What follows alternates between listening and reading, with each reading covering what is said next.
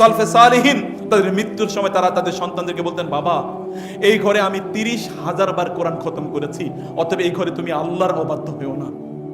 আপনি কবে একবার কি বুকে হাত দিয়ে বলতে পারেন আপনার সন্তানকে মৃত্যুর সময় বলে যাবেন যে বাবা আমি এই ঘরে 2 বার 10 বার 20 বার আমি কোরআন খতম করেছি, আমি কোরআন পড়েছি, আমি এই ঘরে কোরআনের আলোচনা করেছি, কোরআনের তাফসির করেছি, তাফসির শুনেছি, আমি রাসূলের হাদিসের একটা গ্রন্থ এই ঘরে আমি শেষ করেছি।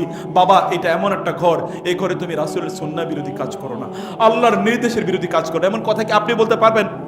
আপনি যদি না বলতে পারেন তাহলে আপনার নিজের জীবনকে রিভিউ করে নেন, প্লিজ রিভিজিট করে নেন, নিজের জীবনকে পরিবর্তন করেন, লাইফস্টাইল এটি আপনার জন্য প্রচন্ড জরুরি।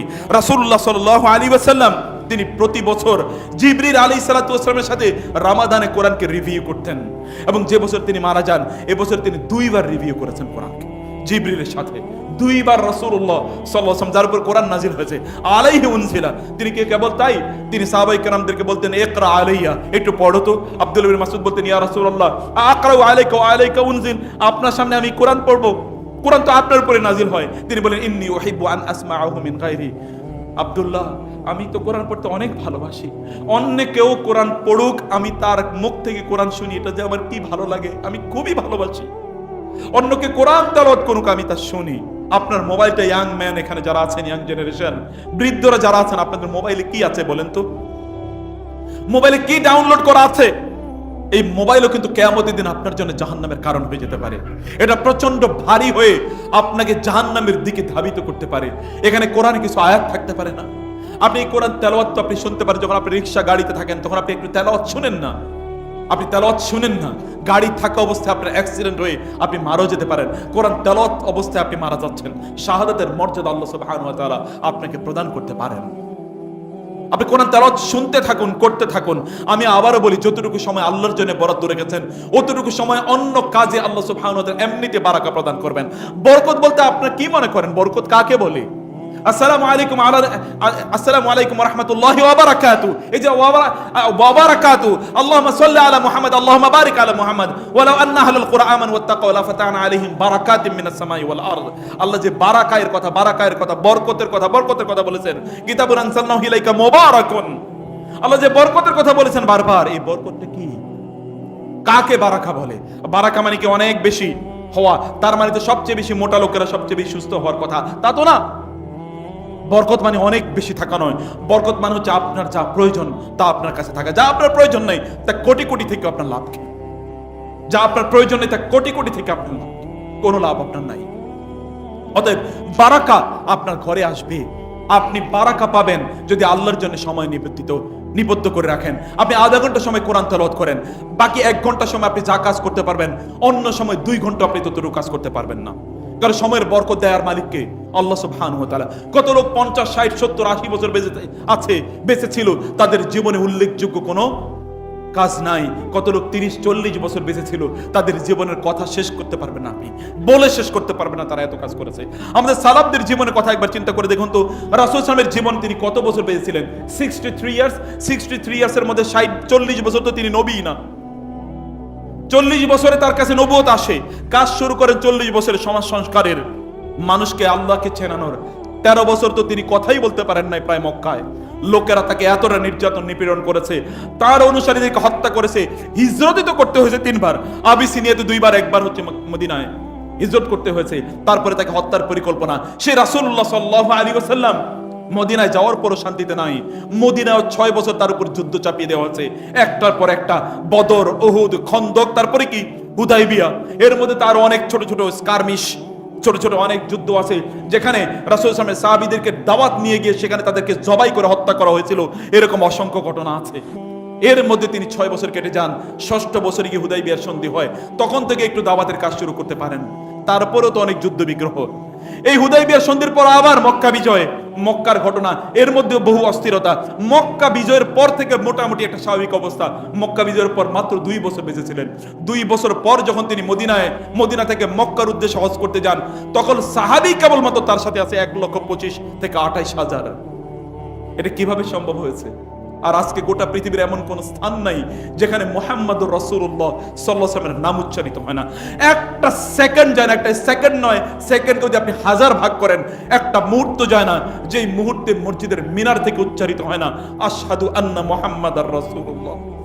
একটা মুহূর্ত যায় না যেই মুহূর্তে রাসূলের উপর লোকেরা দুরূদ পড়ে না আল্লাহুম্মা সাল্লি আলা মুহাম্মদ আল্লাহুম্মা বারিক আলা। একজন নয়, দুইজন নয়, লক্ষ লক্ষ কোটি কোটি লোক প্রত্যেকটা সেকেন্ডে তার জন্য করে। বরকত কোত্থেকে এসেছে? বরকত তো আল্লাহর জন্য তিনি তার নিজকে নিবেদিত করে রেখেছেন, এই জন্য তিনি বরকতের মালিক হয়েছেন। বারাকা আল্লাহ তাআলা তাকে দিয়েছেন। প্রিয় ভাইরা, আমি বলবো আপনারা এরকম বারাকায়ের অধিকারী হন প্লিজ। বারাকা পেতে হলে আপনাদের জীবনকে এভাবে পরিচালনা করা দরকার। সম্মানিত বোনেরা, আপনারা কিভাবে আপনাদের সময়টাকে কাটান? ফজরের সালাতকে আপনি ঠিকমতো আদায় করতে পারেন বলেন তো? ফজরের সালাত আদায় না করে আল্লাহর জিম্মাদারিতে আপনি কিভাবে থাকবেন? যে ব্যক্তি ফজরের সালাত আদায় করে সে তো আল্লাহর জিম্মাদারিতে থাকে, তার দিনটা আল্লাহর জিম্মাদারির মধ্যে যায়। যে ব্যক্তি ফজরের সালাত আদায় করে না, ওর তো জিম্মাদারি নাই আল্লাহর, শয়তানের জিম্মাদারিতে চলে গেছে। শয়তান ওকে নাকে রশি দিয়ে ওকে যেদিকে মনে চায় সেদিকে তাকে ঘোরাতে থাকে। এদের লাইফস্টাইল দেখলে আপনি বুঝতে পারবেন তার লাইফস্টাইলটা কেমন। আপনার ফজরের মধ্যে তো বারাকা। পৃথিবীর সকল সফল, দুনিয়ায় সফল হতে হলে আপনাকে সকালে কাজ শুরু করতে হয়। আপনি দেখেন না পাখিগুলো তাদের সকালবেলা তাদের নিট থেকে বের হয়ে যায়। পশু পাখিগুলো সকালে তাদের খাবারকে তারা জোগাড় করতে শুরু করে। আপনি পশু পাখি প্রাণীগুলোর চেয়ে নিকৃষ্ট হয়ে গেলেন যে আপনার ঘুম ফজরে ভাঙ্গে না, আপনার অনেক অনেক পরে আপনার ঘুম ভাঙ্গে। আপনি আল্লাহ সুবহানাহু কাছে আপনি প্রত্যাশা করেন বারাকার অথবা রহমতের। রহমত যখন বন্টন হয় তখন আপনি নাই। রাসূলুল্লাহ সাল্লাল্লাহু আলাইহি ওয়াসাল্লাম বলেছেন রহমত বন্টন হয়, বরকত বন্টন হয়, রিজিক বন্টন হয় সকালবেলা। সকালবেলা তো আপনি নাই, অথবা আপনি যেটা পাচ্ছেন আপনি মনে করছেন অনেক কিছু পাচ্ছেন, এগুলো হচ্ছে আসলে উচ্ছিষ্ট। যেমনি ভাবে কোন একজন ভিক্ষুক যদি কোনো হোটেলের সামনে যায় তাকে হতে পারে অনেক খাবার দিয়ে দেওয়া হয়েছে, এই সবগুলো খাবার উচ্ছিষ্ট, অন্যদের রেখে দেওয়া খাবার, এটা ফ্রেশ কোনো খাবার নয়। আপনি এরকম অনেক কিছু পেতে পারেন, এগুলো উচ্ছিষ্ট, এগুলো শয়তানের উচ্ছিষ্ট অথবা অন্যদের উচ্ছিষ্ট, সেগুলো আপনার ভাগে পড়েছে। আপনি কি সেই ভাগ নিয়ে সন্তুষ্ট? আপনার রুচি কি এই লেভেলের, এতটুকু নিম্ন লেভেলের নেমে গিয়েছে? কারণ আপনি আল্লাহর সাথে সম্পর্ক না রাখার কারণে আল্লাহ আপনার রুচিকে এই লেভেলে নিয়ে নিয়েছেন। আপনি দেখেন না অন্যান্যরা যারা দুনিয়ায় অনেক অনেক কিছুর মালিক, আপনি ইউরোপের দিকে তাকান, আমেরিকার দিকে তাকান, অনেক কিছুর মালিক, কিন্তু ওদের জীবনটা কোনো অবস্থায় কোনো সম্মানিত ব্যক্তির জীবন নয়। ওদের জীবন কোনো সম্মানিত ব্যক্তির জীবন নয়, একজন মর্যাদাবান মানুষের জীবন নয়। রাসূলুল্লাহ সাল্লাল্লাহু আলাইহি ওয়াসাল্লাম বলেছেন যাদের নারীদের ব্যাপারে তাদের আত্মমর্যাদা নাই, ওরা তো আল্লাহ সুবহানাহু দৃষ্টিতে সবচেয়ে নিকৃষ্ট। উলাইকা শারারুল খালক, এরা সবচেয়ে নিকৃষ্ট। আমাদের নারীদের ব্যাপারে, ওদের নারীদের ব্যাপারে কি ওদের কোনো আত্মমর্যাদা আছে?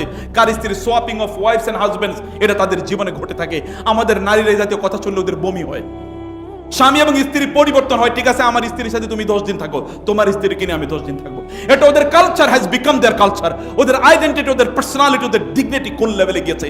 পশু অথবা এই নিকৃষ্ট প্রাণীর চেয়েও নিকৃষ্ট হয়েছে। মানে প্রাণীগুলো নিকৃষ্ট, প্রাণীগুলো পশু পাখিগুলো পর্যন্ত এরকম করে না, কিন্তু ওরা যা করে ওদের লাইফস্টাইল এরকম। আল্লাহ তাআলা ওদের লাইফস্টাইলকে এরকম কুকুরের লাইফস্টাইলে পরিণত করে দিয়েছেন। সম্মানিত ভাইরা বোনেরা, আপনাদের জীবনকে যদি আপনারা চান এটা সম্মানজনক হোক, তাহলে আপনারা আল্লাহকে ভুলে যাবেন না।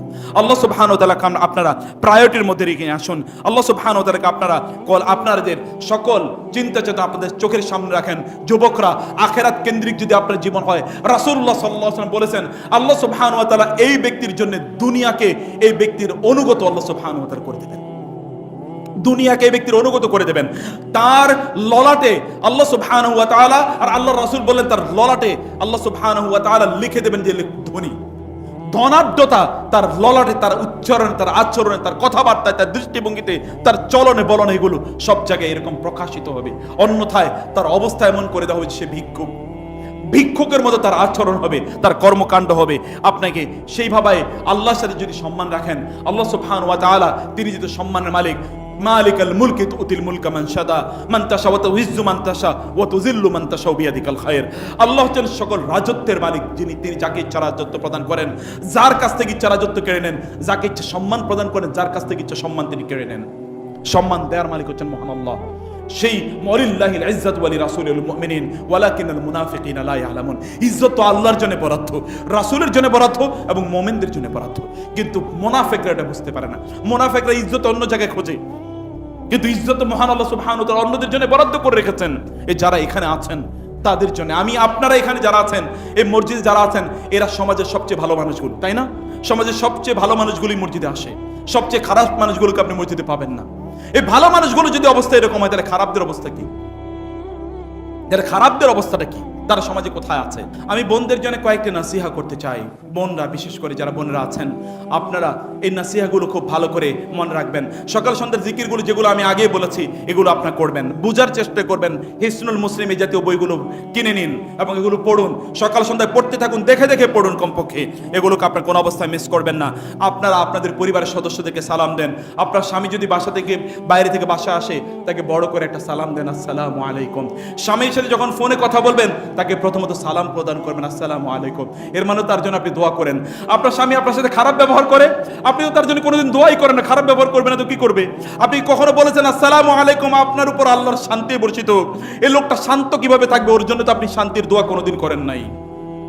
ওর জন্য শান্তির দোয়া তো কোনোদিন করেন নাই। আপনি শান্তির দোয়া করুন। আপনার সন্তানদের কি কখন আপনি সালাম দিয়েছেন? আসসালামু আলাইকা ইয়া আবি, আসসালামু আলাইকা ইয়া ইবনি, আসসালামু আলাইকা ইয়া আলাইকা ইয়া বিনতি। হে আমার কন্যা, তোমার উপর শান্তি বর্ষিত হোক। হে আমার ছেলে, তোমার উপর শান্তি বর্ষিত। কবে দিয়েছেন সালাম? শান্ত কিভাবে হবে? শান্তি আসবে কোত্থেকে? আল্লাহুম্মা আনতাস সালাম ওয়া মিনকাস সালাম। আল্লাহ সুবহানাহু ওয়া তাআলা শান্তি, শান্তির স্রষ্টা মহান আল্লাহ সুবহানাহু ওয়া তাআলা। শান্তি তার পক্ষ থেকে আসে, তিনি শান্তির ধারক এবং বাহক। ওয়া মিনকাস সালাম, তার পক্ষ থেকে শান্তি আসে। এই জন্য আমাদের তো এরকম আসসালামু আলাইনা ওয়া আলা ইবাদিল্লাহিস সালিহিন, আমাদের শান্তির কথা আমাদেরকে বলতে হয়। আপনার শান্তির কথা বলবেন। সম্মানিত বোনেরা, ভাইরা, আপনার ঘরে সালাত আদায় করুন। বিশেষ করে বোনদের কথা বলছি, সালাত আদায় করবেন। সন্তানদেরকে নিয়ে সালাত আদায় করুন, মেয়েদেরকে নিয়ে সালাত আদায় করুন। আজকে মেয়েরা অধিকতর তারা বেশি আল্লাহ দ্রোহী হয়ে যাচ্ছে, বেশি আল্লাহ দ্রোহী হয়ে যাচ্ছে। মেয়েদের অবস্থা দেখেন না, মেয়েরা আল্লাহ দ্রোহী হয়ে যাচ্ছে। ছেলেরা, তোমরা যদি হারাম রিলেশনের মধ্যে জড়িয়ে যাও, মহিলারা আপনারা যদি বিভিন্ন দেশের হারাম সিরিয়ালগুলো দেখতে থাকেন, আপনাদের সন্তানদেরকে আল্লাহ সুবহানাহু ওয়া তাআলা আপনাদের বিরুদ্ধে দাঁড় করিয়ে দেবেন। আপনাদের সন্তানরাই আপনাদের শত্রু হয়ে দাঁড়াবে দুনিয়াতে, আখিরাতে তো আছেই। আপনাদের সন্তানরা হয়ে দাঁড়াবে। আল্লাহ সুবহানাহু ওয়া তাআলার ওদেরকে নিয়ে আল্লাহর ইবাদত করুন, ওদেরকে আল্লাহর ইবাদতে অভ্যস্ত করুন। এটা আপনাদের দায়িত্ব। মায়েরা যেমন তাদের সন্তানরা তেমন হয়, মনে রাখবেন। মায়েরা যেমন তাদের সন্তানরা তেমন হয়। বাবাদের ইনকামের কারণে সন্তানরা ভালো থাকে, মায়েদের চরিত্রের কারণে সন্তানরা ভালো থাকে। বাবাদের ইনকাম যদি হারাম হয়, সন্তানরা খারাপ হয়ে যায়। মায়েদের চরিত্র যদি খারাপ হয়, ইবাদত যদি না থাকে, তাহলে সন্তানরা নষ্ট হয়ে যায়। এই দুটো আপনাদেরকে মনে রাখতে হবে, আপনাদেরকে সেই কাজগুলো করতে হবে। আপনারা অবশ্যই আপনার ঘরের মধ্যে সুন্নাহর যে কাজগুলো আছে, এগুলো আপনারা মেনটেন করবেন। ঘুমানোর আগে আপনাদেরকে যে তাসবিহ তাহলিলগুলো পড়তে হয়, এগুলো আপনারা করবেন। আপনাদের সন্তানদেরকে ওর মাথায় হাত বুলিয়ে দিয়ে এই দোয়াগুলো পড়তে থাকেন না, এটা করতে থাকেন। আপনার সন্তান তো নালে শয়তানের রিজিকে, শয়তানের খাবারে পরিণত হয়ে যাবে। ওর জন্য সেই দোয়া করেন, মাথায় হাত বুলিয়ে দিয়ে তার জন্য দোয়া করুন। রাসূল সাল্লাল্লাহু আলাইহি ওয়াসাল্লাম বলেছেন, কেউ যদি ঘুমানোর আগে যদি আয়াতুল কুরসি পড়ে, তাহলে আল্লাহর পক্ষ থেকে একজন ফেরেশতা গোটা রাত জুড়ে তার পাহারাদার হিসেবে কাজ করে। আপনার তো কোনো ক্ষতি হবে না। রাসূলুল্লাহ সাল্লাল্লাহু আলাইহি ওয়াসাল্লাম কোনো ক্ষতি কেউ করতে পারবে না। রাসূল বলেছেন, কেউ যদি সূরাতুল বাকারার শেষের 2 আয়াত পড়ে রাতে ঘুমাতে যায়, তাহলে রাত এই 2 আয়াতই তার জন্য যথেষ্ট হবে, তার কোনো ক্ষতি হবে না। এগুলোকে আপনি পড়বেন না, আপনার সন্তানদেরকে কে শেখাবে? এগুলো কে শেখাবে?